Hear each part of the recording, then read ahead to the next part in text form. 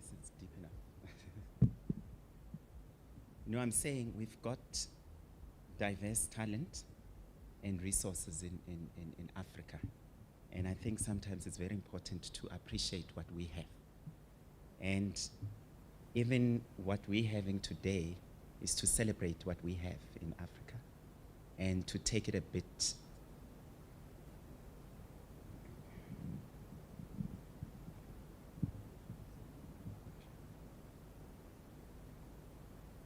Yes, and I'd like to say before I start to thank everyone to have taken their time to come this morning. We do have other people that are on their way, but we thought, as we did indicate, that we'll start around 10 o'clock. I'd like to first welcome the dignitaries or delegates that are here today, and I would like to start with our neighbor, which is Eswatini, the Kingdom of Eswatini. We are here embraced by the Prince Linganisa, Dr. Mabqina Mabena, and also our performing artists, which are from Eswatini. And we've also got the representative from the CEO's Office of Tourism in Eswatini. And I'd like to say welcome to South Africa, and you are being hosted at Durandrai, Missouri Lodge. So welcome. Yes. I'd like to also acknowledge and welcome Ms. Dinswalo Pasha, who is also joining us today and also playing a very crucial role or critical role in enabling what we're having to have some kind of a political direction, and we are indeed depending on her to also take it forward. We are also joined, and I'd like to welcome the district municipality from representative of Waterberg and Tabazimbi, who are also joining us today. We had, maybe it's because they are on their way, we also have a delegation that was supposed to be coming from the Ministry of Finance and also from the TG office of the African National Congress. And I'd like to welcome everyone, including, let me not forget this, the Proa chairman, Mr. Pelman Jones, and Ruben, who's accompanying today and representing Proa. Because if it was not for Proa today, we would not have this discussion. And I'd like to say, Pelman, thank you so much for continuously running the race in terms of the rhino conservation. And also other members who are here, which I appreciate their presence, because it's very important, it's a very important topic. As I began by saying, we've got resources in Africa, but it's about time that we make use of those resources and take pride of what we've got. Ladies and gentlemen, we have to acknowledge that we are at a stage in South Africa when it comes to wildlife and wildlife resources and sustainable utilization, to actually come to a realization that we are sitting on a resource that only we as in Africa can actually dictate what needs to happen to those resources. We are in a position to also dictate in terms of what we perceive as conservation. Secondly, when it comes to trade, when it comes to the economy of the wildlife industry, it's very important that we realize that we can in actual fact unlock this economy through wildlife. By not saying much, I'd like to also say thank you, and whoever guests that are coming in, good morning and welcome. And I'd like to call upon Mr. Pelman to just also do the acknowledgements and to take us forward. Thank you.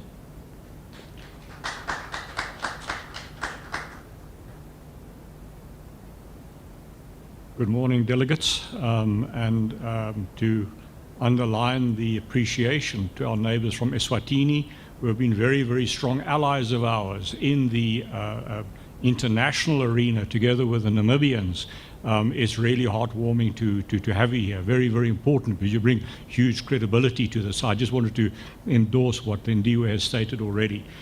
From my side, I just wanted to record a few acknowledgements and apologies.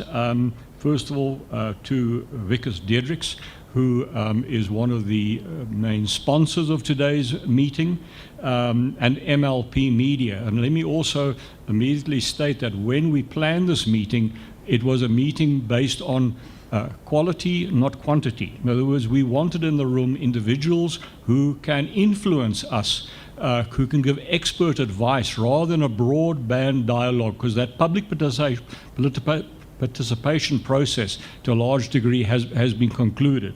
So then key individuals who desperately wanted to be here today but could not for different reasons. John Hume, who is the biggest owner of Rhino in the world. He's overseas at the moment. He sends the meeting good wishes and good deliberations. And also the executive from Tabatolo. There's also, we received an apology from the management and members of the Big Game Parks, the executive of Big Game Parks in Eswatini, and also the members of the Proa board, who have delegated the attendance today on the shoulders of Ruben and myself to represent the industry. That is the conclusion of what I wanted to say. Lindiwe, would you like me to go into the beginning of the presentation? I think we've addressed all of the delegates. Welcome. All right, thank you. Right, colleagues, the intention is that there will not be a large number of PowerPoint presentations. The intention was to have a dialogue with the delegates to try to find a way forward. As Lindiwe has indicated, we have a huge untapped economic resource in the SADC region. We have all been very negatively impacted on by COVID, and we need to start to think out of the box. A, and B, we also need to stand up for our sovereign rights. In my presentation, I'm going to talk about the colonial bullies and how we are being dictated to in terms of policy and legislation by individuals who have nothing to lose, like the British government, by banning importation of trophies from Africa, as an example. And this is where we need to stand up. And again, I'm giving in recognition to the delegates from Eswatini, because they have stood up at CITES time and time again, and they have not received the support from the conservation community that they so richly deserve. Let me start my presentation, and a lot of us will start to become more clear. Right, so the title of my presentation, as you can see, Rhino Species Survival, an Untapped Economic Opportunity. In my presentation, I'm going to cover the following areas: an overview of South Africa's actions, the impact of poaching, CITES international trade, has it worked, and the needs and benefits of trade from rhino stockpile. So whilst the invitation makes reference to unleashing or opening up the wildlife economy, effectively what I'm doing now is I'm giving you a case study on one species only, how it can be beneficial to countries, communities, and to owners. What's very important in the dialogue is to say, okay, so what have we done? What is the history? Have we applied our minds in coming to a point of conclusion? And here South Africa certainly has, as a country, applied its mind. And you can see we go back to 2009 when we had, first of all, the domestic trade moratorium introduced. Subsequent to that, we had the substantive increase in rhino poaching. This became became a very topical issue at CITES in Bangkok.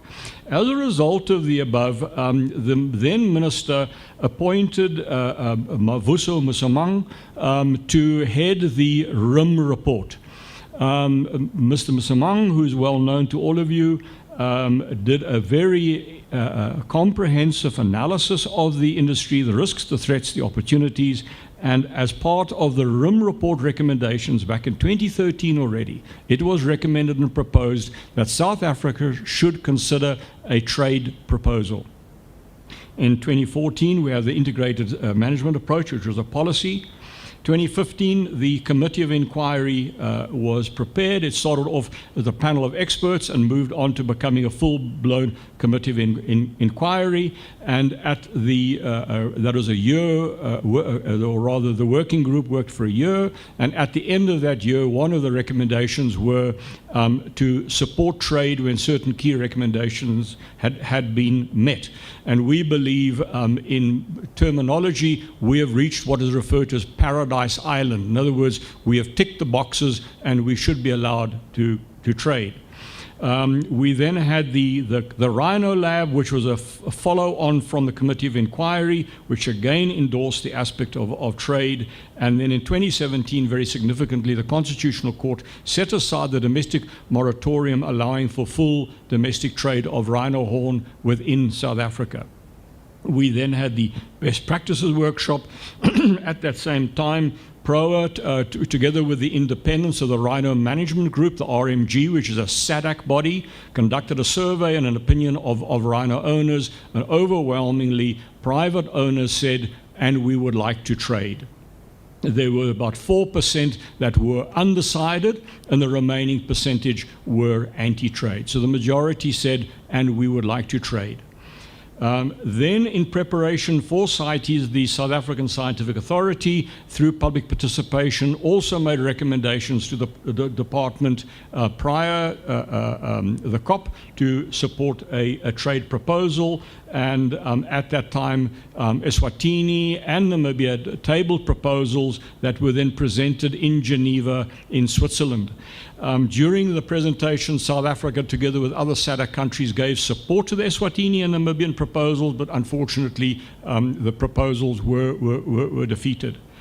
So then we move on to the black and white non-detriment finding report, which again is a scientific document which reflects the status of our population.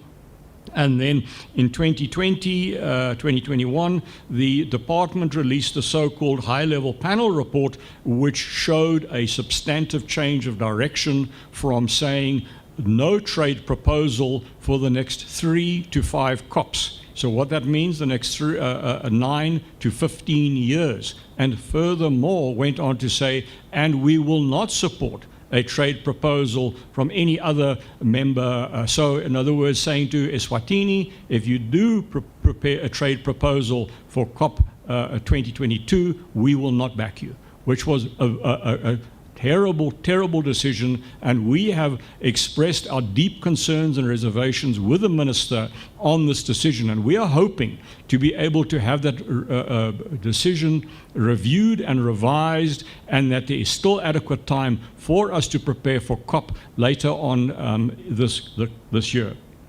So in summary, you can see there have been a huge quantum of discussions, dialogues, etc. Have we legally applied our minds? Yes, very definitely we have. We have consulted. So what came out of all these various dialogues? 8 key outcomes. First of all, very importantly, we have to have a control environment. So therefore, we need responsive legislation in place to be able to coordinate and manage any kind of trade or sustainable utilization, exploitation, including export. Compliance to legislation, South Africa as well as CITES, and again, those boxes you can all tick. Improved security and law enforcement, you can tick that one. Biological management and species survival. The private sector are doing an incredibly good job here. The national parks are very challenged, and to a lesser degree the provincial parks. But as a nation, our population remains stable, particularly the black rhino, where we're seeing a positive growth. In terms of accurate data reporting, again, we are every 3 years submit all the data required to both CITES as well as to South Africa in terms of population and stockpile. Then we discussed demand management, that's domestic and international trade. In other words, what is driving the international demand for rhino horn, and what can we do to meet or mitigate? One of the issues that came up from the minister was this aspect of providing incentives to the private reserves. And then the last, but by no means the least on this column, is that aspect of community empowerment and job creation. I'm going to go into much more detail on that at a later stage, so don't think I'm brushing that one aside. So all the interventions were couched within reducing poaching and illegal trade. In 2018 already, after the moratorium was lifted, Proa set up the equivalent of a trade desk with the intention of being able to facilitate the sale and trade of horn from owners to end users / buyers. In other words, creating the equivalent of a De Beers trade desk, and that could also facilitate trade from other SADC countries if so desired. So in other words, the horns would come into a central stockpile, would go onto a virtual shopping list, and a buyer could buy parcels of horn, and through our trade desk we would be able to facilitate the export and compliance of horns. In other words, ensuring no blood horns entered the trade desk. Now let's look for a second at the role and function of the private reserves. So from 2008 to current, we're still waiting for the final figures for 2021, but we know well over 9,000 rhino have been lost to poachers. 1,500 on private reserves. But the landscape where 14 years ago we only owned about 25% of the national herd, we now own over 60% and over 30% of the national herd of black rhino. The following bullet point is not a statement of arrogance. It's purely a statement of conservation, burden and responsibility and liability. And that is that the private sector in South Africa own more rhino than the rest of Africa combined. So we've got a huge conservation responsibility on our shoulders, but we receive very, very little donor funding and support from government. So what is poaching actually costing us? And this is a horrendous set of figures I'm going to run you through. So if one looks at security costs, we are talking about some 143 million or that is US dollars, or well over 2 billion rand has been spent. If one looks at the impact of poaching, security costs with no income stream, as well as the reduction in rhino values of some 67%. From 2014 to 2018, that was the most recent data we have, it works out that we have lost over 700 million rand. It's a horrendous figure. 9.8 billion rand is what we have lost. Apologies for that stumble. And this is unacceptable. It's intolerable that a national asset to that value can be stolen by criminals, and we don't seem to be able to do anything to turn it around. So the private losses are sitting at some 1.4 billion, and that includes management and security costs. So the next question is, so why own rhino? And here I'm going to be absolutely open. We hear this concerns about transformation. Why are there not more emerging black farmers, owners? Well, in simple terms, when you go through this presentation now, you're going to see why. Because a wise man would not become a rhino owner today, because the risk, cost, and liability is so huge. I would rather invest my money into another business where I could get a safer and better return on investment. But we are saying that the current policy is preventing this massive economic opportunity, which would, the moment it was permissible to export horn, would immediately attract black communities and entrepreneurs into the wildlife industry. So you can see here we've already lost over 100 properties that historically had rhino, which equals 400,000 hectares of land. And it's important to note that we have, in the last 43 years, been operating under CITES restrictions, which have not reduced poaching across Africa at all.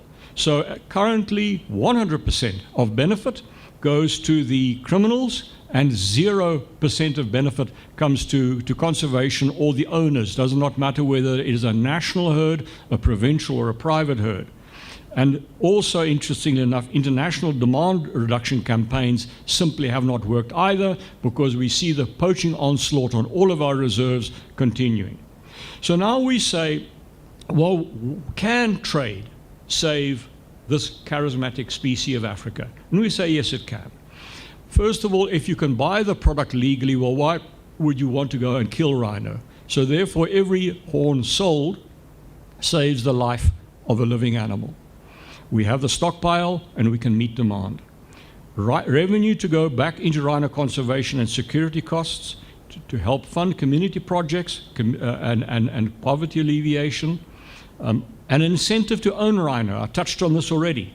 The situation is critical on most reserves, desperate for trade revenue to sustain rhino conservation, especially post-COVID. We all know what has happened to our loss of income due to the fewer number of international and domestic tourists.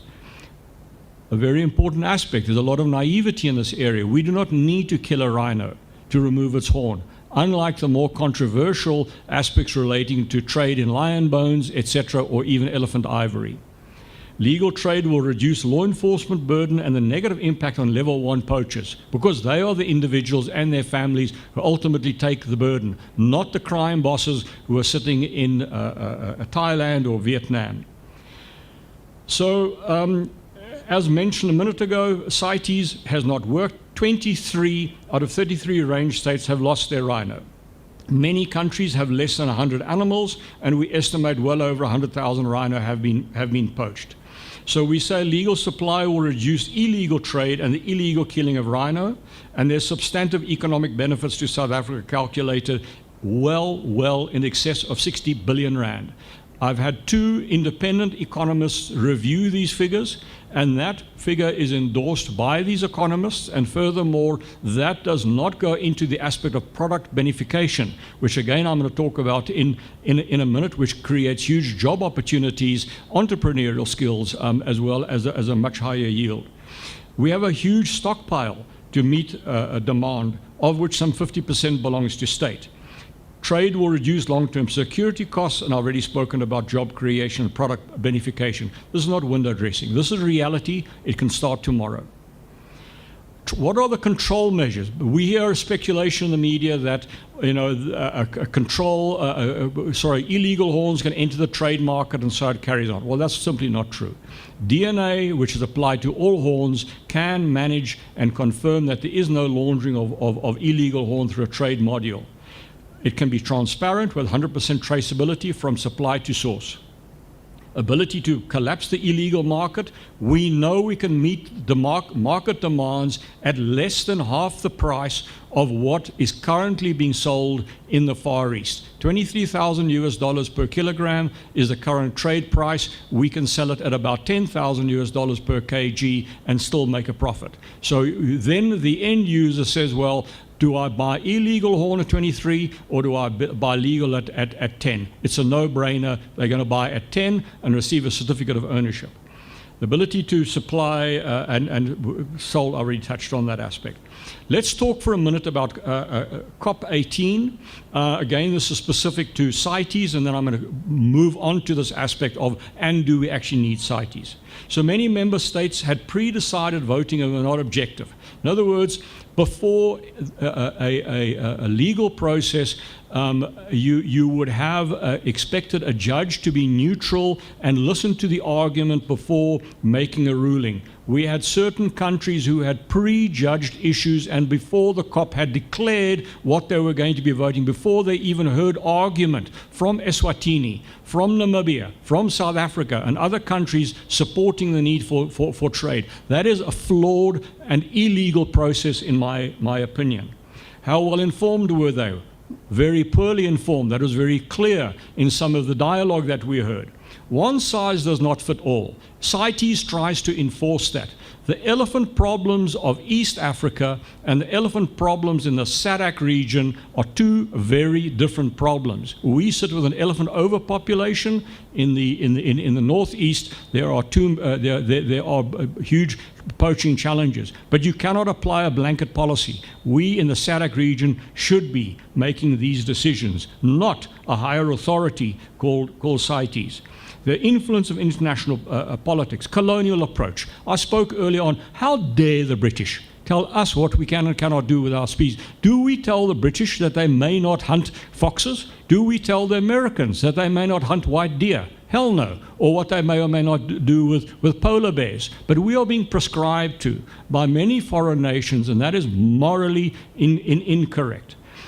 We see the horrendous and cancerous influence of animal rights NGOs who have an anti-sustainable utilization mentality to the detriment of our conservation needs. They look only for the donate here box. I've already touched on the aspect of disregard of sovereign state rights and rural communities. So when the Botswana government were influenced and said, ban hunting, did anybody think, but what about the communities who benefit from hunting immediately adjacent to? Their livelihoods at the stroke of a pen were lost. And this is where the needs of Africa are disregarded, and we see this arrogant European strategy who are trying to perpetually force upon us a colonial conservation strategy, which is totally intolerable. Now let's move on towards how CITES should work. CITES is a scientific authority based on the international trade, keyword trade, in endangered species. I claim it is a failing structure.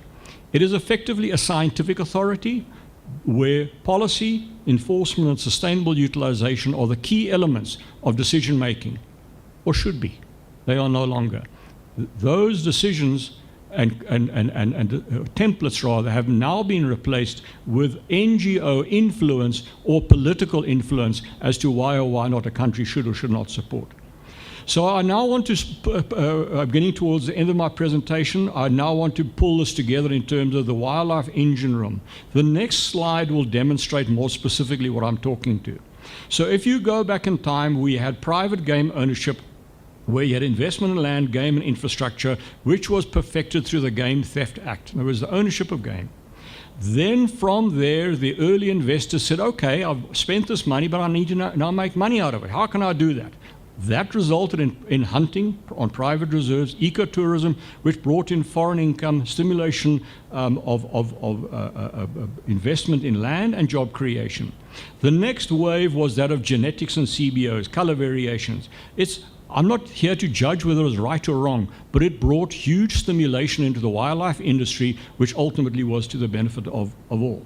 And the final wave is that of rhino horn trade and venison. That is the untapped and fourth level of the wildlife economy. So you can see in the 1980s, the ownership I made reference to, hunting tourism, we are now on that timeline still at level C, because the income which could come from rhino horn and venison has not materialized, so we are still floating around at about level C and that income level.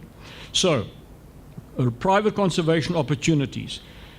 We continue with excellent biological management. That means that we are able to trade without creating a risk to our core population. We have excellent security, and despite owning some 60% of the population, we suffered a 15% of national losses. It's 15% too much, but still I'm much glad it's not 60%. Sustainable utilization and legal trade have the potential to create billions of rand to the South African economy and substantive job creation through product benefication and utilization, as well as an incentive to own rhino. What I'm trying to say here is that we are in a unique situation where the South African government can, with a trading partner like China has already indicated that they would be interested in talking to South Africa. The stockpile of horns, in excess of 80 tons of horn, is currently lying in safes and stockpiles around the country. Unlike with any other valuable resource, we do not need to spend 1 cent to dig a hole, to mine the stuff. We do not need to enter into agricultural activities, to plant and reap. We are able to take stockpile from national, provincial, and private reserves, and tomorrow we can start to trade. The elephant in the room, ladies and gentlemen, is the current policy of the Department of Environmental Affairs. This presentation has been shared with the Minister, together with written submissions where we've expressed to the Minister that the Minister, not intentionally but unintentionally, is creating this situation where emergence of the wildlife economy is not being allowed because the Minister is being obstructive to the process. We have embarked upon what's the right word, an assessment of legislation. And this is a memorandum that has been approved by the Proa board based on from our legal advisors, which clearly describes that horn from captive breeding operations can be sold tomorrow internationally. Similarly, based on CITES terminology, ranched horn. In other words, we are able to feed, water, manage the herds in a controlled environment like you would have in a breeding cage or parrots or any other species, can be done. And similarly on wild. All that we require is the will of the Minister to drive the process forward. So I repeat that we can fund our conservation efforts through our own income. We do not need donor funds, and that figure of 70, in fact, is 80 tons. Ladies and gentlemen, I've been a bit langdradig, as they say. I've been a bit lengthy, but I think it's very important that the meeting understands the landscape and what we're dealing with to be able to have a meaningful dialogue. I thank you. As Johann Rupert says, conservation need to continue owning any wild species if there's no any other form of trade.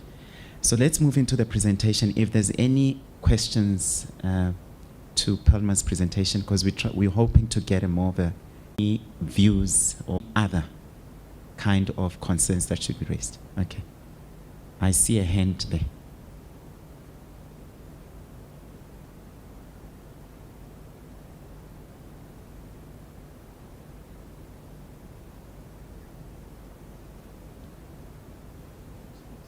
Thank you. I'm sure it's still morning. Good morning, everyone, and thank you, Lindy, for the opportunity.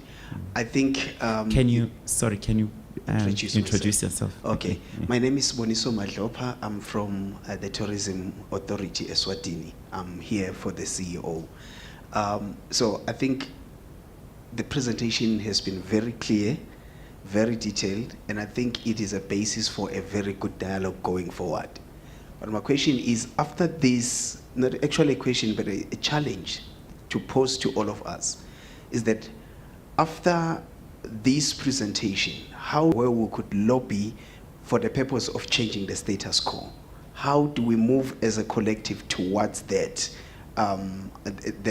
Do we really need to, I think we should identify stakeholders that needs to be approached, and also other countries that can be lobbied to buy into this idea, and then we move forward, because really it is affecting, the economic value that is there. If unlocked, it can make... To that, actually, we've looked at in our program, and the thought process would be that we would start off this morning's session having a Q&A, an open dialogue, and discuss that we can drill down and see what are the problems and what is the elephant in the room.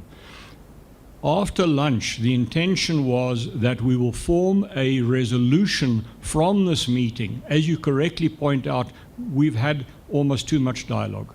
We now need action. And that is where, and again, I must have the opportunity to look to your executive from Eswatini. The decision made by South Africa not to support a trade proposal is detrimental to Eswatini. And I would expect that not expect, that's a wrong word, a possible outcome would be that the executive of Eswatini, the royal family, should approach, if need be, the president directly and say, what you're saying is detrimental to the people of my country. And we need to look at certain key resolutions and actions. I cannot speak for Eswatini, But certainly in terms of South Africa, we need to formulate a resolution with a couple of key outcomes. We are privileged to have a representative show that we do not have time for another 9 to 15 years to keep on talking. We've already been talking for 12 years. And what have we achieved in 12 years? Only more and more and more murdered.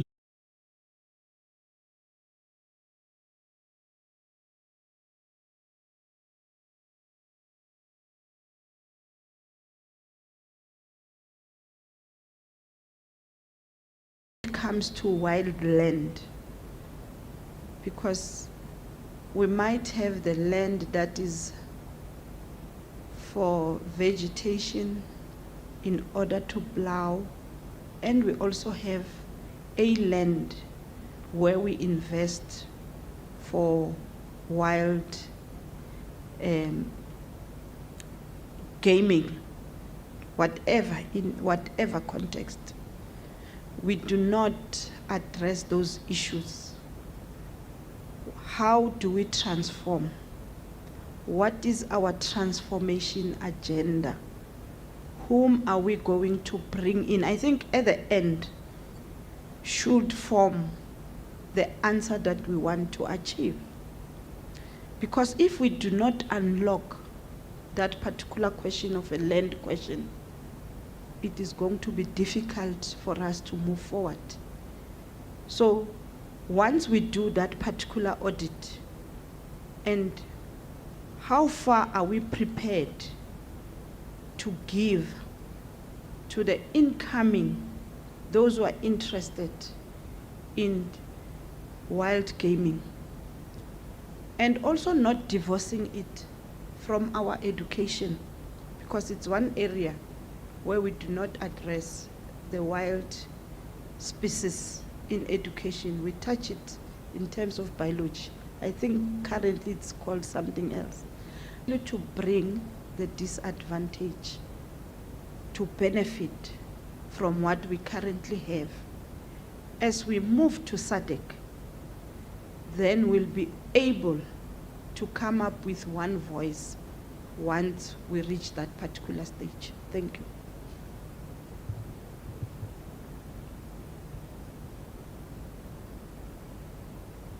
Can we just take a few more questions, and I'll capture what you've just said. Thank you very much for that very good input. Ruben, do you want to speak? And then Wilhelm?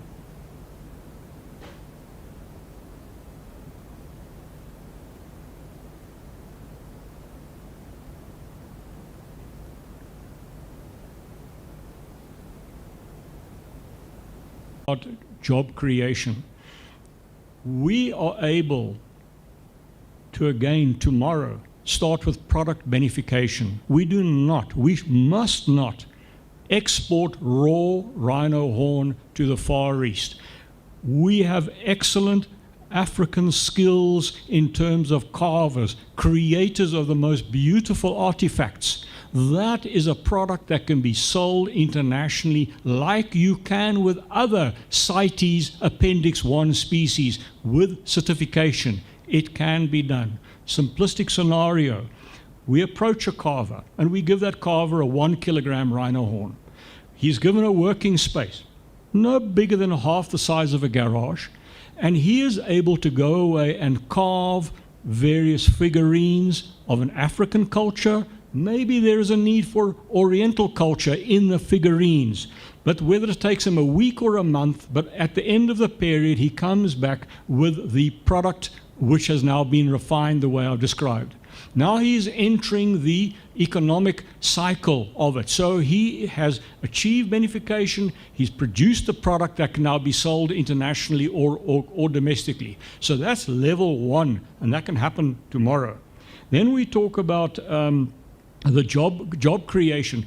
As I indicated, many reserves are currently financially under extreme financial distress because of COVID, etc. So by allowing reserve owners, and that includes state, to sell off stockpile, which currently is worthless, you immediately have a input on your budget, which can assist you in terms of community projects and job creation, both directly as well as indirectly, i.e. the provision of services, agricultural product, and so it carries on. In terms of ownership, that process again has started. There are private reserves who have not only reached out to communities in terms of incorporating them into their private reserves, but also transferring ownership of animals to achieve that kind of transformation.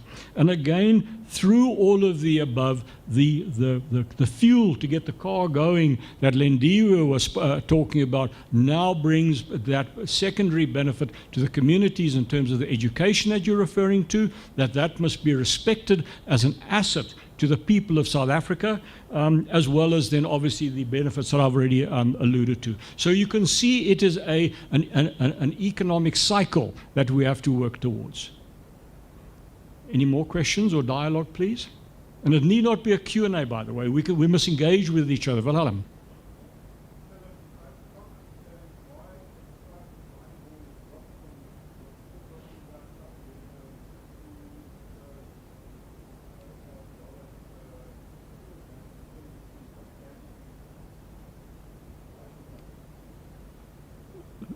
Wilhelm, we don't know the answer to that question. We've got speculative answers, and that has to do with an oversupply is the one answer, and the other one is that in anticipation that there could be legal trade, they know full well that illegal trade will undermine the value, and therefore they wanted to bring it down. So the market looks as follows. It was traded at about $65,000 per kilogram as a raw horn delivered in Laos. From there, it came down and is currently sitting at about $23,000 per kilogram. In the supply chain, the horn arrives in Laos. I'm using Laos as a destination, there are many others. In that process, about 25% of all horns that leave South Africa or Africa illegally disappear. They get apprehended, or they do not arrive at their end destination for different reasons, largely because of law enforcement. Now, the recipient of the horn takes that and starts the product beneficiation process we spoke about, putting the horn in the hands of carvers, etc. Now, when you go to the supplier of these horn products, you buy it by the weight, the same as when you buy gold product in Dubai. You choose the item that you like, they put it on a scale. The design is irrelevant, it just goes about weight. $128,000 per kilogram is the baseline of calculation on a product that's been turned into jewelry or an artifact or some other cup that they use. So you can see the profit potential. So you can apply prohibition as long as you want to. But when you are making $128,000 per kilogram, until the last rhino has been killed, they will continue to slaughter our animals. And this is where we have deep frustration, because we're saying it's 101. If we can meet that end user demand from the 70, 80 tons of stockpile we have, we save our rhinos' lives. Because at the end of the day, the primary reason why we are here is species survival. We don't want rhino to go into extinction on our watch. But tragically, after 40 years of CITES and 12 years of South African government lack of willingness to move forward, we are just seeing the death toll climbing and climbing and climbing. We hear horrendous stories about what are the true numbers out of Kruger Park. We know from reliable authority that there are less than 2,000 rhino left in Kruger. How is that possible? So now we pull this back to this aspect of beneficiation and money-making opportunity that currently goes 100% to the hands of the criminals, whereas that should be coming back to the people of South Africa. More input? Morning, Pitt. For the live stream, please use the mic.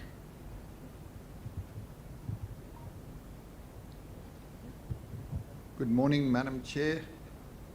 Pelham, I apologize for being late. I did not know Palabora was this far to here, but in any case, it took us 5.25 hours to get here today, but thanks for arranging this meeting. I would just like to point out a couple of things, that the present price in Masingir is between 4 and 500,000 metica. That's about 100,000 rand per kilogram. So a rhino bull with a 20-inch horn will give you about 6 kilos of horn. Now, he is presently, if you can sell him for 200,000 in South Africa, you'll be doing very well. And there are very few buyers. Whereas if you had him killed and you sent the horn to Mozambique, and I mean, many of you have been in Mozambique, the unemployment is unbelievable. There is just incredible, the whole of Bushbuck Ridge, the whole of the Guyana area, there's just so many people that are unemployed, it makes you scary. So anybody can talk anybody into this lucrative possibility. So I have lost 41 rhinos, tragically, 10 males and 31 females, because nearly all of them have been killed at night. So if you'd kill at night, the bulls can hear you coming because they can't smell you, they can't see you, but the cows cannot, and they wait, and then you normally lose 2 at a time, a cow with a calf, because nearly all rhino cows have calves. So if you put the value of that 6-year-old bull at between 500,000 and 600,000 delivered in Maputo, and you try and sell him here for 200, it doesn't make sense. The money is leaving the country. And if you take the total of 10,500 rhinos we had in the park, which with all the calves, and I have very good information that they have now dehorned the park. They have dehorned 870 something rhinos. Now they have decided to stop because the cost of flying and looking for the remaining rhinos has become too much. So that means your figure of 2,000 is a little on the wild side. I don't think we have that. If you pull a graph of the 11,000 down to the government figures, to the official government figure, I think it was last year, it came out at 3,200 or something. If you pull a graph there, it means that by 2023 somewhere, they will be just about finished in the park. What's saving now is that it takes so long to find one to shoot in the park. That is the biggest thing. But I don't know where Proa and where logic-minded people, we are missing the point that in 10 years we could be in the excess of $1 trillion. The government stockpile and the public stockpile that's now in the vaults would be we estimate between 40 and 60 tons. You put that into money at 23,000 a kilo, it's an awesome sum. And it belongs to the government. And this is a biological thing. It's rotting. It is aging. It is cracking. And if you leave it long enough, it will be worthless. So I don't know who is here from the government or who is here, who is from where, but somewhere somebody is missing the point that all this is getting lost. And if somebody makes money, anybody makes money, you pay tax. So if you're in a company's name, you pay 27%, and when you take the dividends, you pay another 20%. So that puts it very close to 40. And in a private name, you pay 40 to 44, depending on the volume, on the amount in tax. So if this money is made, it's taxable, and it's Chinese money.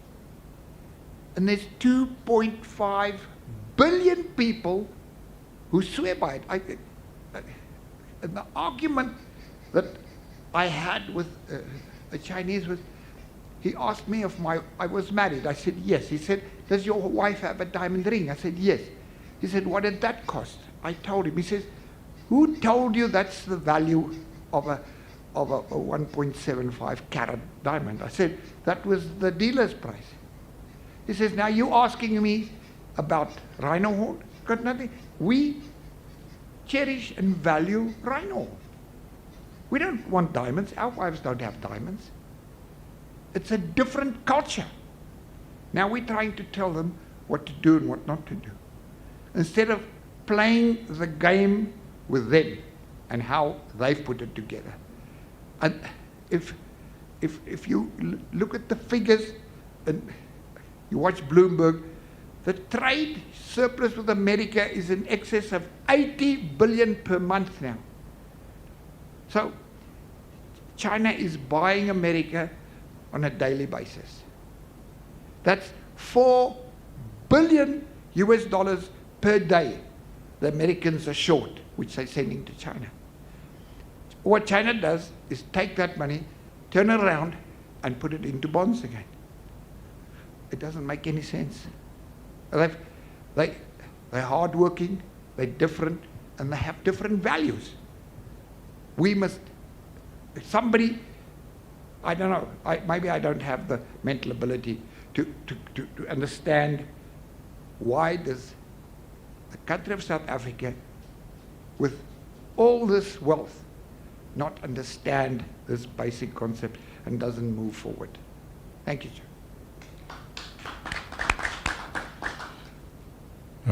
Piet, it was well worth our wait for you to get here, because you always give unbelievably good input, and we appreciate that. Just on the one aspect that Piet raised, this of cultural.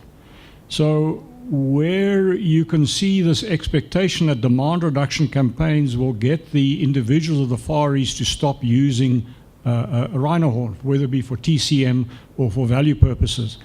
Again, it goes back to this aspect of colonialism. It's a little bit like the foreign nation saying to the people of Africa, you may not go and see a Sangoma. You mustn't use traditional medicines anymore. Africa will laugh at Europe. They don't understand the cultural significance of traditional medicines and traditional conduct.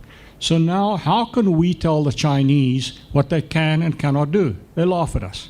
So therefore, we have done everything in our power, with more boots, with more guns, with more arrests, and more losses.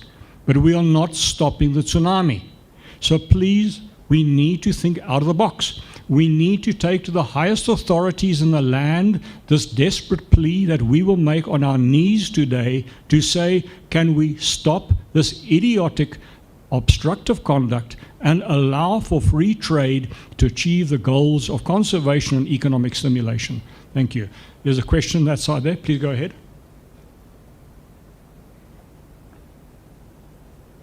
Yeah. Sorry, please just introduce yourself again, just so we keep it on the record. Thank you. I wanted to remind Lindiwe that she should remind everyone to introduce themselves, because I'm missing people here as well. Okay, Siboniso Madlopa, I'm from Eswatini Tourism Authority. So my question now, from your presentation now is, I think I would have loved also to see the market sustainability when it comes to, if we open up, which I am for, how sustainable is the market, or do we have multiple markets now I'm sure learning from what the black market is doing, in terms of one, does the stockpile, or is the stockpile able to quench the market? And if the stockpile again gets absorbed, how soon can we replenish if the market arises? Is it not going to lead to another problem? And then lastly, if then the market diminishes and then we have another stock, do we have other markets that to explore? Just so that we have a bigger economic value that is ongoing on the thing. Thank you. That is an absolutely excellent question, and I thank you for raising it, because in fact it was omitted from our presentation. But to answer your question, based on current illegal removal or killing of rhino and horns leaving the country, if you look at a figure of about 1,000 sets of horns a year, the current figure is lower, but that is probably because of the impact of COVID. But let's use the figure of 1,000 horns, and bearing in mind you've got larger horns, smaller horns. Whether you work on average 4.5, 5 kilograms per animal, it doesn't matter. But let's round that off in terms of the 1,000 times by 5 or however many kilograms you want to. Go back to what we said earlier on, based on the stockpile held by Eswatini, Namibia, Zimbabwe, Zambia, and South Africa. Collectively, we have well over 100 tons. So can we meet the immediate short-term demand? Yes, we can, even if that demand grows. And this is where what I refer to as the false economists say, yes, but there's going to be such demand stimulation that we won't be able to meet demand. Well, there are two answers to that. First of all, national parks, provincial parks, and private reserves are dehorning animals virtually every day of the week. So the sheer quantum of horn going into stockpile is growing exponentially all the time, way above the figures of the current illegal demand. Secondly, the aspect of affordability. You would love to give your wife a 1-carat pure diamond as a gift. Can the average Chinese farmer, whomever, afford that? No, he can't. So it's on the wish list. However, in terms of current consumptive action, both on TCM, bearing in mind as much as 90% of products that goes into TCM that are referred to as being rhino horn, in fact are not. It's buffalo horn, as in the Asian buffalo. So there's a huge amount of false product inside TCM being sold by the traders of that product. Then that aspect of affordability. You would love to own a Mercedes-Benz or a Lamborghini or a helicopter. Can you afford it? No, you can't. So if you can't afford it, you can only wish for it. So again, that affordability restricts the sheer quantum of buyers in the market who are able to pay for a commodity at a retail value of $128,000 per kilogram. It's a very, very small percentage of that societal pyramid. It's that 0.something% at the top of the pyramid that gives the affordability. So to answer your question, not only based on existing stockpile, but resupply from natural mortality and dehorning, we collectively, the SADC community, can, without any risk pressure on our populations whatsoever, easily meet market demand.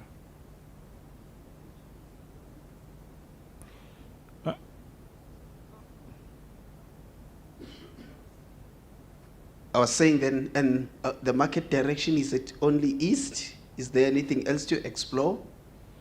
All right, so if one looks at the traditional markets, in the Yemen, going back many years, there was a ceremonial dagger called a yambaya, and the handle of that dagger was traditionally made from rhino horn. That use and demand has to a large degree fallen away, so the only remaining markets are Vietnam, China, Laos, and so it carries on. That market, in turn, is broken into two components, being your TCM market, which is in fact a byproduct of your carving market.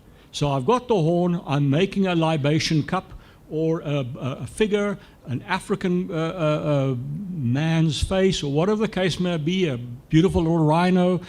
The byproduct of that carving process goes straight into the TCM market. So there is a zero wastage factor, and you're talking about the kind of money. But the market is concentrated primarily in China. Now, we know the historical relationship between South Africa and many of the SADC countries with China. China would be a willing trade partner, as well as countries like Vietnam, I believe, tomorrow. It just requires the correct diplomatic approach, and also not to be intimidated and bullied by CITES. We've proven legally that we can move horns out of the country tomorrow morning. It simply requires an export permit. And you can legally move the horn from South Africa to China and let the process begin. It is literally as simple as that. I know I've deviated a little bit from your core question, but I had to use that opportunity. Thank you for that.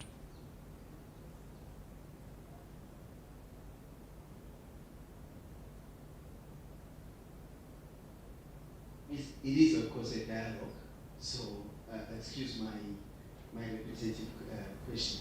So I think then I know it could be the secondary stage of looking at what else could be done, where other products can come. How do we explore and open other markets just from this? So I'm just saying that probably because if we push hard enough, and as you said that after lunch we'll be looking at where to from here. So this should be a dialogue for action, so that we are able to then move from dialoguing to say, we are dialoguing towards doing this and have those set timelines. So the question is, let us also be in the near future looking into how then do we explore other markets, explore other products, what else could be done with this material than just exporting the raw material as it is, and a lot of opportunities that come. And this now speaks to the very communities that are surrounding the source, to the very communities that have high unemployment, to the poverty issues. So when all these skills now are harnessed, and people will be needed to say, we've discovered this market, this is what else we could do, and that kind of market needs at this level, and then these people are given opportunity to come and participate in that economy. Thank you. Again, excellent input, and I really am delighted to receive this kind of engagement from you and from the audience. You're quite correct again. Insofar as, sorry ma'am, I missed your hand, the spa market, in other words, the Oriental market, the tourists can come to South Africa or to Eswatini or wherever and go to a day spa, which can have a rhino theme to it, whereby there can be products that they can purchase. They can have, as you know, they use in that cup, they make a drink out of the rhino horn. So they can participate in that medicine as part of the cleansing, because the traditional TCM product is intended to cool the blood. In other words, if you have fever, as part of the components, you use rhino horn. The naughty guys are the guys who go out and drink Johnny Walker Gold and get a mudava babalas, and the following morning they have rhino horn in a drink to cool the blood, to clear the hangover. That's become a status symbol, the Ferrari factor, particularly in the Vietnamese market. But we need to address that, because it is a huge market opportunity. Because for Orientals to go to a rhino spa and have it all themed in terms of also being able to consume is a huge economic opportunity. And that must be recorded in terms of our key outcomes. All right. Sorry, ma'am. There's a spotlight directly behind you. I'm a little bit blinded by it, and I didn't see your hands. My deep apologies, ma'am. All right. Yeah, my question, I think now you are beginning to answer. My name is Tintswalo. I'll prefer to be called it that way. No, the other things, they will come later. Yeah. And because my question when I was asking, my questions when I was asking, hence I said the entire house must be able to answer, because it's what we are facing as a country. We cannot run away. We do not want to see land grab willy-nilly. Hence, if we do not address that particular issue, we'll find ourselves again moving in cycles, talking about this thing in the next coming 12 years. And also not forget, because I'm reading something from something here that is part of what the government want to achieve. Might not be clear, but I'm reading it. Hence, when I speak, I also detailed issues of education. To someone, a rhino horn is a rhino horn. But what does it come with at the end tail when you upscale a rhino horn? It's not unlocked. Hence the education part. I might have touched all those things, but how do we ensure that this become our heritage, that we do not lose? Thank you.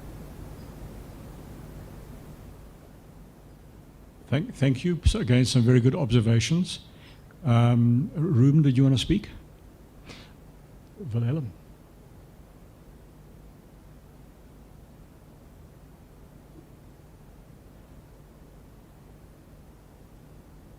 To touch on the aspect that the gentleman from Eswatini brought up. Long term, let's not forget. Yes, we're dealing here specifically today with a product, rhino horn, that we need to unlock. Please remember that we're dealing with a live animal. First and foremost, we have to turn the value of a dead rhino to surpass that, well, the value of a live rhino to surpass the value of a dead rhino. And say we've managed today to address these issues, and say we've managed to open trade, and say we've managed to do our jobs exceedingly well by actually supplying this very valuable product to people who are prepared to pay us in dollars. What if we do our jobs exceedingly well and we manage to get to a point maybe in 50 or 100 years from now where the demand has come down? Then what? Then we're still sitting with a live animal, hopefully by then, a live animal in South Africa that's gone beyond the boundaries of 20,000 animals again. Then we start supplying the rest of Africa, where we've seen in Pillam's presentation, 23 range states have lost their rhino, it's gone extinct. Rwanda, South Africa supplied rhino to Rwanda in 2018. When Rwanda lost all their rhino in 2007, South Africa managed to supply rhino to a sovereign state again. We have 23 African countries who need rhino for their tourism, for their people to benefit from this species. And it doesn't just end with this species. My experience is that the rhino unlock the doors in national parks in other countries north of us, where they've lost their sable, their roan, their very valuable species. South Africa we're in a position to piggyback on the back of rhino to open other national parks and to restock other national parks. So the rhino is 100, 200 years from now, we'll still be stocking, other parks with rhino, not just rhino horn. Yes, that is a very valuable product, but the rhino itself is also an invaluable animal. Ruben, very, very valid point, i.e. we're talking about, again, another market, an export, and the rhino becomes an ambassador, species ambassador, which can assist the rhino or the conservation across Africa. Colleagues, I'm going to suggest two things. First of all, I'd like to give Lindiwe a bit of airtime, and then Wilhelm is he has prepared a presentation which is very, very specific to this dialogue. So even though we were going to hear him later on, I'd like to introduce his presentation now, after Lindiwe has spoken, because it'll add content to what we're discussing at the moment, if the meeting is comfortable with that. Okay, can I ask you, Lindiwe? Thanks for the airtime. I think what we need to do, I hope, Tatan Warren, Manitwanir.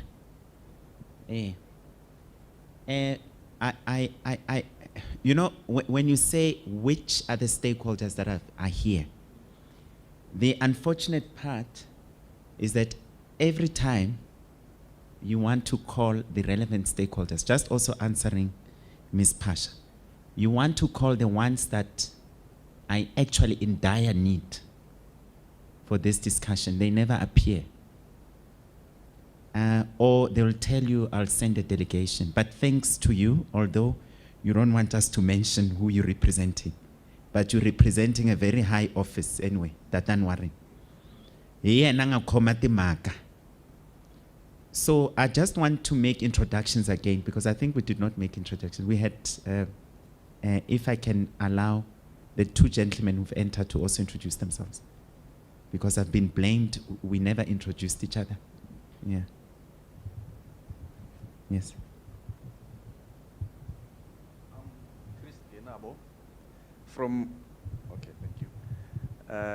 I'm Chris Ngenabo from Limpopo Department of Economic Development, Environment and Tourism. I'm representing the DDG for the province. Thank you.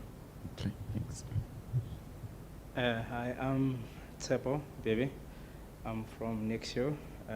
We are a Vodacom-owned entity.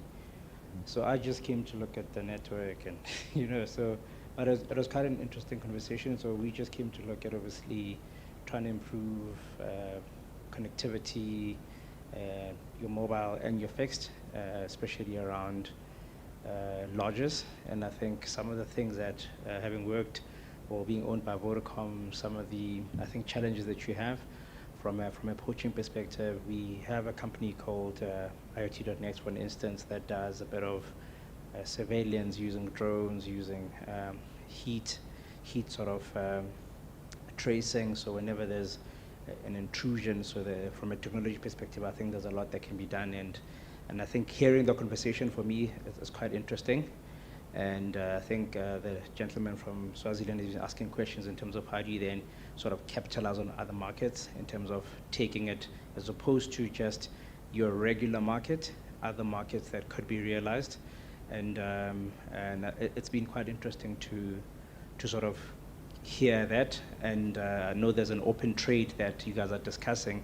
And I think with open trade, I don't think that probably there's a hesitance from the government. I mean, I think you look at a lot of markets where there is an open trade. Anyone can sell anything, to be quite honest, but it's how do you then regulate everyone that's probably will come into the market? And I think that's the big question in terms of when you guys are drafting these resolutions to then say, how are you going to then make sure that you verify, validate whoever that's in the market and that's selling to then say, this is the right seller. So how do you then differentiate, once it's an open market, people that should be selling and shouldn't be selling? Because that becomes then a bigger challenge, because you take it to a normal market. Everyone can sell clothes, can sell food, but what we've been seeing this week in terms of news and social media, people going to these foreign-owned spaza shops and whatnot, where they're selling either counterfeit or stuff that's not supposed to be sold. And it's currently, the government is failing in regulating just a simple market, making sure that people are eating the right food. Then when you take it a notch up, how do they then regulate that? So I think part of what you guys are drafting, how do you then put markers, something that's untraceable, but within maybe the Ranahon itself, to then verify that this comes from a farmer, it's supposed to be sold, it's being sold by the right person. I think that's a bigger challenge, verifying that your counterfeit market, your illegal market, to your legal market, because once someone has a Ranahon, it's Ranahon.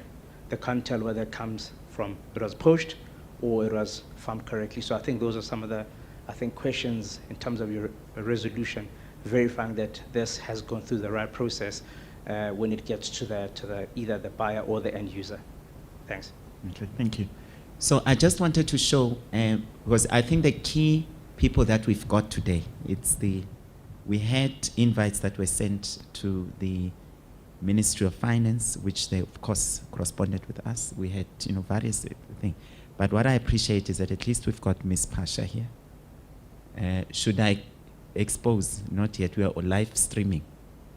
And then we've got the Limpopo Economic Development. So the sad part is that we had a delegation that was sitting at the back. And all of a sudden, we don't see the delegation. So I'm trying to say, Pelman, is that in this country, issues like this, you want to raise the importance of economy recovery. You want to raise the importance of having a functional economy.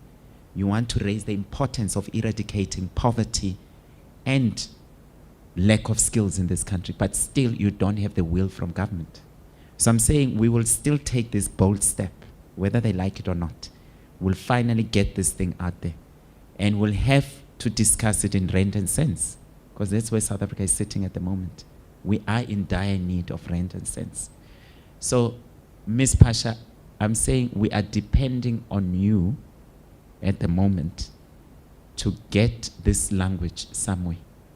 And if need be, if you could advise later on how we need to structure it. So yeah, let's get to the presentation. Thank you. Colleagues, we'd like to suggest a 5-minute break. The reason being that we need to load Wilhelm's presentation.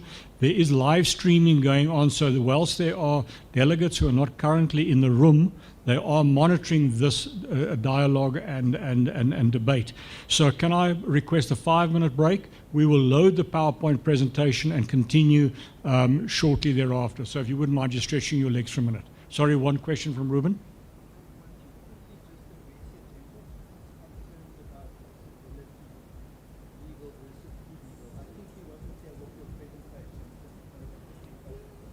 Yeah, thanks, Ruben. In a nutshell, all rhino horn has a DNA. Each horn has a different DNA, the same as your DNA is different to him, whomever. So we're able to determine where a horn came from, whether it came from a crime scene of a poached rhino in Kruger National Park, or whether it came from a horn that was sold illegally from whichever source, or a horn that was sold legally, or a product of that horn. It was a carving. What was the origin? So we are able to ensure that, and the whole reason for this is we can prevent blood horns, being illegally killed horns, from entering the legal trade market. Okay, thank you. Let's have a quick break. Thank you.